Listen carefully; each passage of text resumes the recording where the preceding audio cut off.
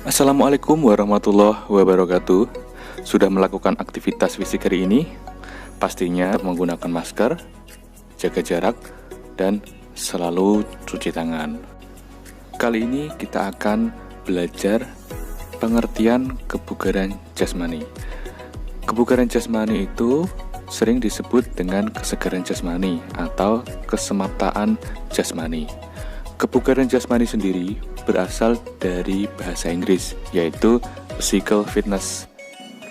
Kebugaran jasmani atau kesegaran jasmani sangat erat kaitannya dengan aktivitas fisik. Mari kita simak pengertian kebugaran jasmani menurut dari pandangan ahli.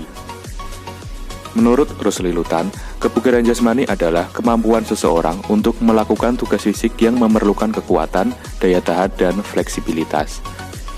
Selanjutnya, kebugaran jasmani adalah kemampuan seseorang untuk melaksanakan kegiatan sehari-hari tanpa mengalami kelelahan yang berarti dan masih dapat melakukan kegiatan lainnya. Dari berbagai pengertian kebugaran jasmani, dapat kita simpulkan bahwa kebugaran jasmani adalah kemampuan seseorang untuk melaksanakan kegiatan sehari-hari tanpa mengalami kelelahan yang berarti, serta dengan sisa tenaga yang dimiliki masih dapat menikmati waktu luang untuk kegiatan yang lain. Tingkat kebugaran jasmani seseorang dipengaruhi oleh makanan, usia, jenis kelamin, waktu istirahat, faktor genetika atau keturunan, serta dipengaruhi oleh aktivitas fisik yang dilakukan.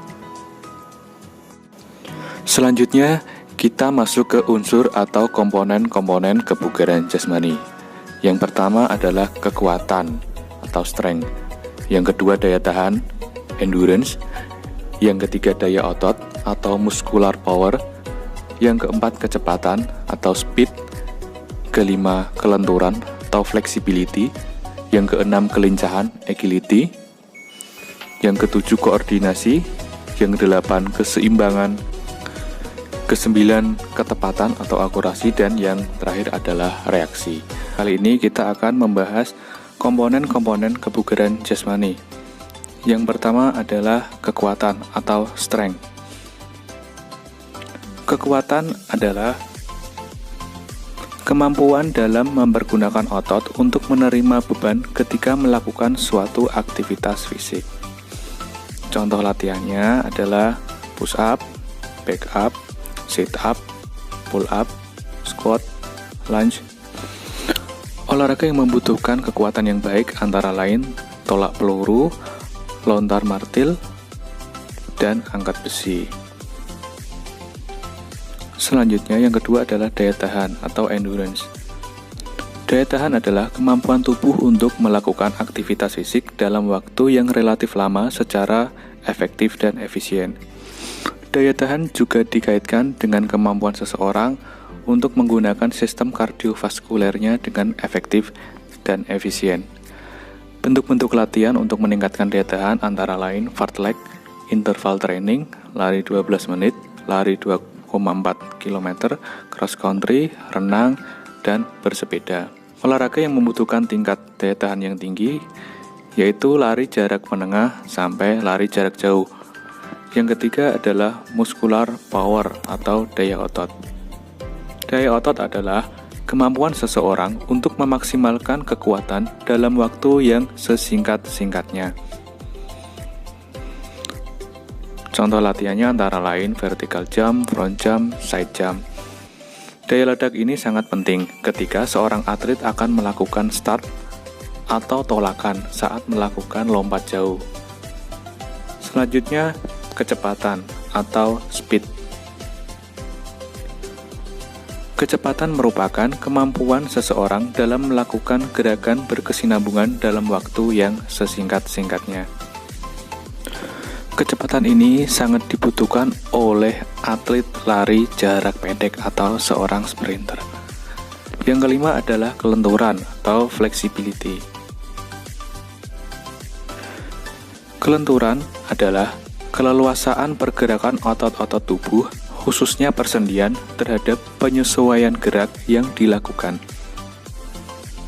Olahraga yang membutuhkan tingkat fleksibilitas yang tinggi antara lain senam lantai dan senam ritmik. Yang selanjutnya adalah kelincahan atau agility. Kelincahan adalah kemampuan mengubah secara cepat arah tubuh atau bagian tubuh tanpa mengalami gangguan pada keseimbangan. Contohnya adalah bulu tangkis, tenis, serta olahraga bergu lainnya seperti sepak bola, basket, dan bola voli. Yang ketujuh adalah koordinasi. Koordinasi adalah kemampuan seseorang untuk menyatukan gerakan tubuh yang berbeda ke dalam satu gerakan yang efektif. Yang kedelapan adalah keseimbangan atau balance. Keseimbangan adalah kemampuan untuk mengendalikan organ dan syaraf otot sehingga bisa mengendalikan gerakan tubuh dengan baik. Yang kesembilan adalah ketepatan atau akurasi. Akurasi adalah kemampuan dalam mengendalikan gerakan sesuai dengan sasaran. Olahraga yang membutuhkan tingkat akurasi yang tinggi antara lain panahan. Selanjutnya yang terakhir adalah reaksi. Reaksi adalah kemampuan seseorang dalam menanggapi rangsangan atau stimulus yang diberikan orang lain.